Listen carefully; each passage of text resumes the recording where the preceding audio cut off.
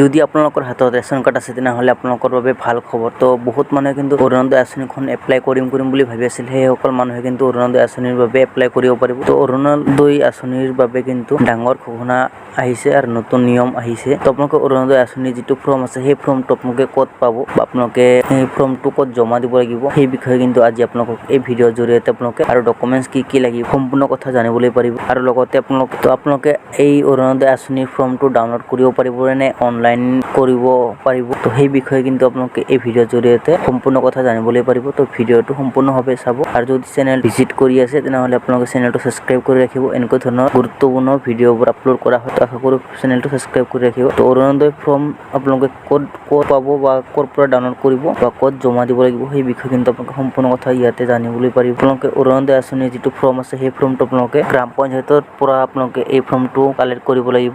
তাৰপাছত আপোনালোকে fill up কৰি কিনে শুদ্ধভাৱে ফিল আপ কৰি আপোনালোকে জমা দিব লাগিব। তো ইয়াতে ডক্টৰ হিমন্ত বিশ্ব শৰ্মা ছাৰে কিন্তু ঘোষণা কৰিছে, তো সেই বিষয়ে আপোনালোকে অলপ শুনি লওক। তো মই আপোনালোকক ভিডিঅ'টো ইয়াতে দি আছোঁ, তো আপোনালোকে এই ভিডিঅ'টো সম্পূৰ্ণভাৱে শুনক। এটা ডাঙৰ সিদ্ধান্ত হ'ল অৰুণোদয় আঁচনিৰ সম্প্ৰসাৰণ।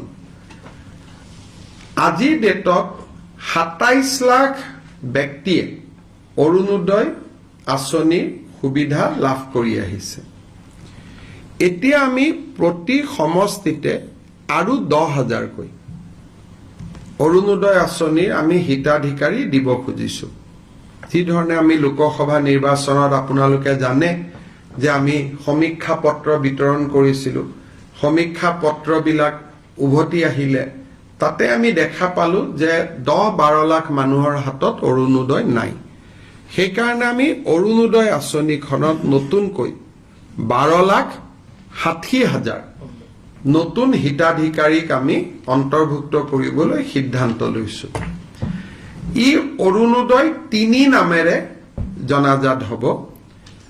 অৰুণোদয় ২ৰ বেনিফিচিয়াৰীসকলেও ৩ৰ বাবে নতুনকৈ আবেদন কৰিব লাগিব আৰু ৩ত নতুনকৈও আবেদনকাৰী অন্তৰ্ভুক্ত হ'ব। এই অৰুণোদয় ৩ৰ প্ৰক্ৰিয়াটো ১৫ ছেপ্টেম্বৰৰ পৰা আৰম্ভ হ'ব আৰু আমি ১ ফেব্ৰুৱাৰীত নতুন হিতাধিকাৰীসকলক আমি অৰুণোদয় আঁচনি দিয়া আৰম্ভ কৰিম। তেতিয়ালৈকে পুৰণা অৰুণোদয় হিতাধিকাৰীসকলে নিৰন্তৰভাৱে অৰুণোদয় পাই থাকিব।